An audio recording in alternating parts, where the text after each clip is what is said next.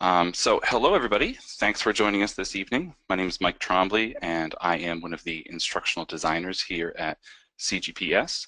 I'm talking tonight with Chris Malmberg, who's also an instructional designer, and we also have Dwayne Bedell here, who teaches online for the Health Informatics program.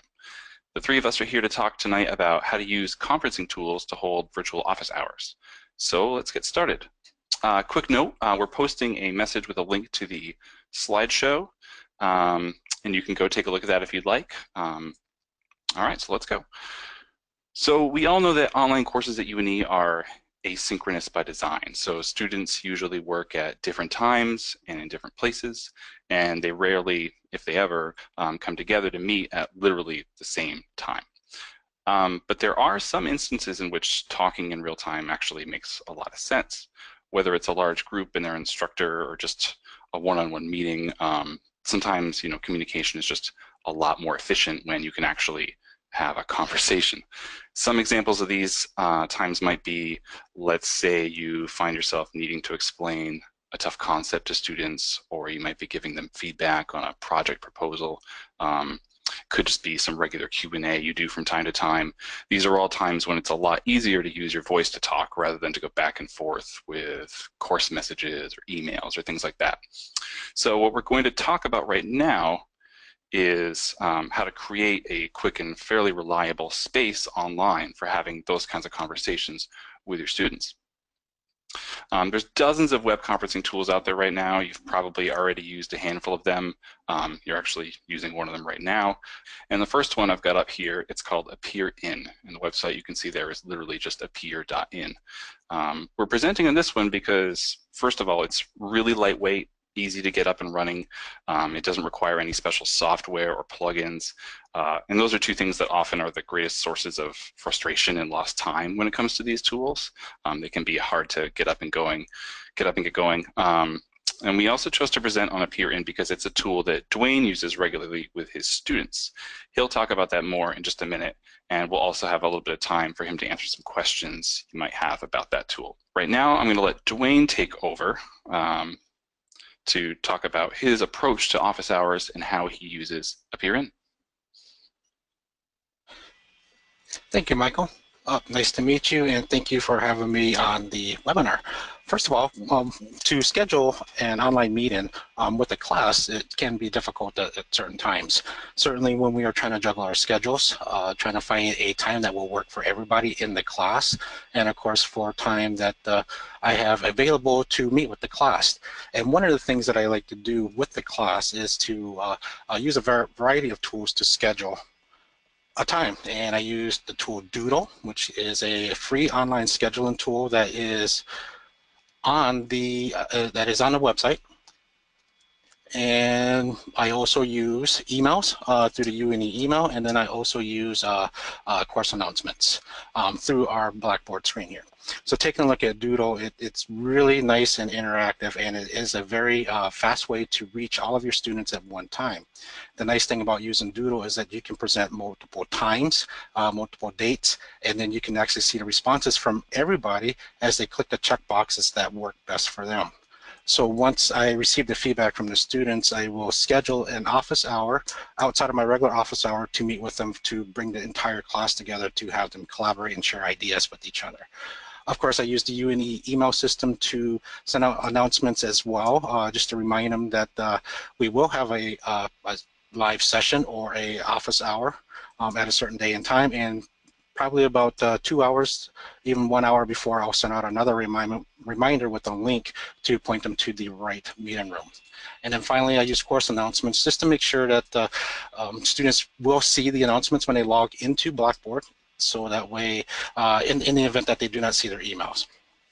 So those are some of the things that I do to schedule times, and that's worked rather well for me. My favorite one is actually Doodle, simply because I can see what everybody's response time as they check it or check in to see what times that they're available. So with that, I'd like to show you the tool that I use to schedule or to meet with students one-on-one in a synchronous setting. And as Michael had said, I use appear.in. The reason that I chose this is because it's very lightweight. The students do not have to download additional software. All they need is a decent internet connection and also a web browser. The nice thing about Appear.in is that it works across all web browsers. Internet Explorer, Mozilla Firefox, Google Chrome, just to name a few of them. And I had some students who use other types of browsers that actually where this worked for them. So getting started with Appear.in. As you can see on the login page here, it's pretty straightforward. You can start a meeting right away without having an account set up. And the way that we do that is when we take a look at the home page, we just simply type in the name of the room that we want. So for instance, right now I will go ahead and create a room for this webinar. And I will just name it UNE Web.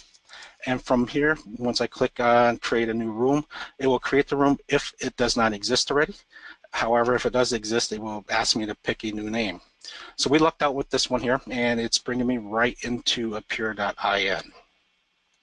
So when we first log into Appear.in, we do have the opportunity to display ourselves, or I should say automatically, the host will automatically show up on the screen. And as you can see, my webcam is not activated right now. But we do have the options here to share our screens. We do have the option to turn our video off, and we also have an option to mute our mic to allow other participants to share their ideas in this room. The nice thing about Appear.in is that it supports up to 8 people at one time to share videos, share chat, and to share screens so that you can have a true collaborative environment to answer any questions, to maybe work through some problems. And as an example, I use this to work through a lot of SQL statements with some of my students through one of the classes that I work with, and I accomplish that by sharing my screen. In addition, using the chat box that's located here on the side of the screen, and this will allow us to post links to a Google Doc that we may be working on together, maybe a presentation we're working on together, and it will also allow me to provide additional resources to the students to access some of the stuff that they see on my screen. The benefit of that, as we all know, is if we put a link in here, the students can copy and paste that and open it up into another web browser. The nice thing about this too is that once you create a room that you are continuously going to use, you can claim this room. And when we click claim the room, what it does here, it will ask us to sign up for a free account, and then we will be able to make this room private, meaning that you will take ownership of this room and that you can allow only certain participants to come into your room. Another benefit to this too is that once you sign up, and I'm going to go to my personal room here, if we take a look on the top left-hand corner, we can see some of the other rooms that you may own. And at this time, if you wanted to, you can toggle back and forth to the various rooms. Or if you happen to forget the URL to your room, once you log into your account, you will be able to see all of the rooms that you work with. And that way you can always remember and access them. Students have found this very beneficial simply because it allows us to talk in real time or speak to each other in real time. And I also like to use this to have the students interact with each other.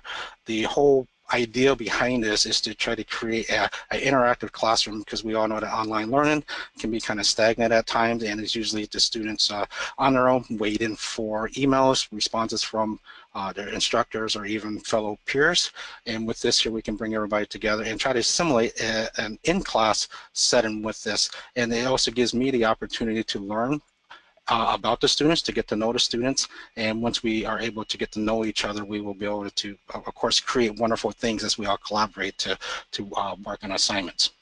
Michael had mentioned too, if we are providing feedback, I've used this same space to provide feedback to students about a particular assignment, and maybe help point them into the proper direction on the assignments as well, if they are having any issues with that. So as you can see, Appear.in is very simple to use. Again, you do not need to have any specialized software as long as you have a web browser, a decent internet connection, and preferably a headset to have clear audio while you're speaking, and of course a good webcam if you want to show yourself to your students. I've found over the last year or so the students have been really grateful for this opportunity, and I feel that we established, or that I've established, a good relationship with all of the students that I've had the opportunity to work with at my time during at UNE. And sorry, I was going to cut in. We have a number of questions pouring in, Dwayne. Would you like to take them now? Certainly, I was just going to ask if there were any questions. All right, great. First of all, Marta says hi. So, hi, Dwayne. But following up with that, we have a number of questions. First of all, what is the limit to the number of people who can appear in appear.in? If you use the free account, you can have up to 8 users at one time. If you purchase the Premier, you can have up to 12 people at one time, which also includes the ability to record your session if needed. Okay. All right. 8 people for free and 12 for Premier. Next, is there a whiteboard or another kind of feature that in appear.in? Unfortunately, there is not a whiteboard that's built into appear.in. However, you can use what I use is I use my tablet and I annotate on my screen through a blank Word document or a Google Doc, so that way the students can see that as well. Oh, great. That's a nice little hack. And another one. Well, it's a question, does this tool record the session? You answered that. That has to be with a Premier account. Correct. Okay. And then a really interesting question that I think is, a little bit, I can probably answer this one. Any HIPAA issues, since this is outside of UNE's Blackboard or Google?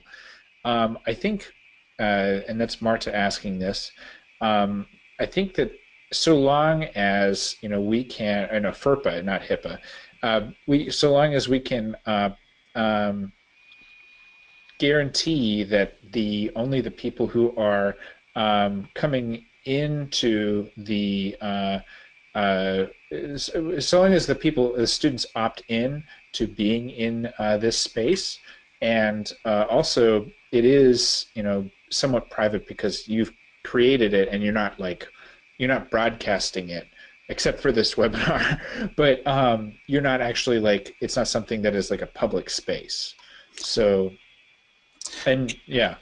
Yes, and that's correct. And one thing that we have to keep in caution with FERPA too is, when we are working with the students, of course, we're not going to share, any feedback that you have publicly to them, sharing their grades and so on. So yes, if you keep that in mind while you're meeting with the students, I think that you will be fine. Here's another one. 2 questions that relate to each other. How do you pull up a document in to show it in appear.in when you're screen sharing? And then another question, is the screen sharing easy? Certainly, the screen sharing is really easy to accomplish, and I will do that here.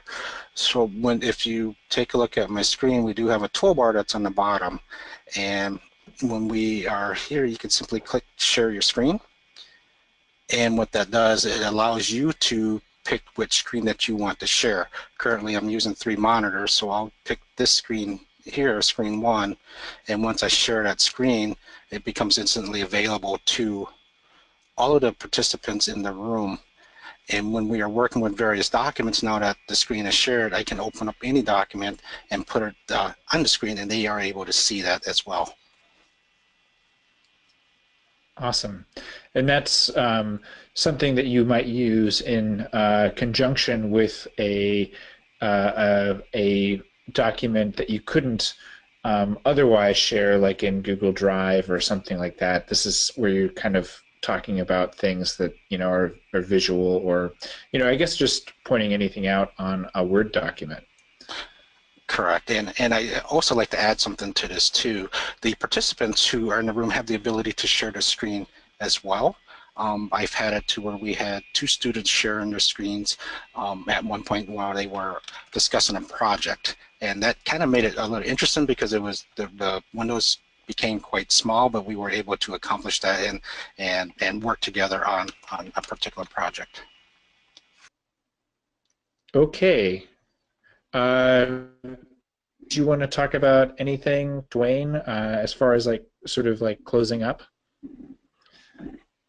Certainly, I'd just like to say that yes, feel free to certainly go explore these tools. I think once you begin to work with them, you are going to really realize the value that it adds to your classrooms, adds to the interactivity of the course, and of course it allows you to build a nice relationship with your students. So yeah, certainly go out and play around with some of these tools that were demonstrated tonight, and there's certainly other tools. If these 2 tools do not certainly work for you, do not be afraid to play around. And then once you figure out the one that works for you, go ahead and try to implement it into your classroom. I think that's a really great point. One of the best ways to learn about using these is just trying them out, maybe on a small scale. You can learn a lot about it, and sort of in a low pressure environment if you just do it with maybe a colleague or even an instructional designer. So thank you very much for attending. Thank you, Mike and Dwayne, for presenting. Alrighty, thank you for your time, everybody. Thank you, everybody.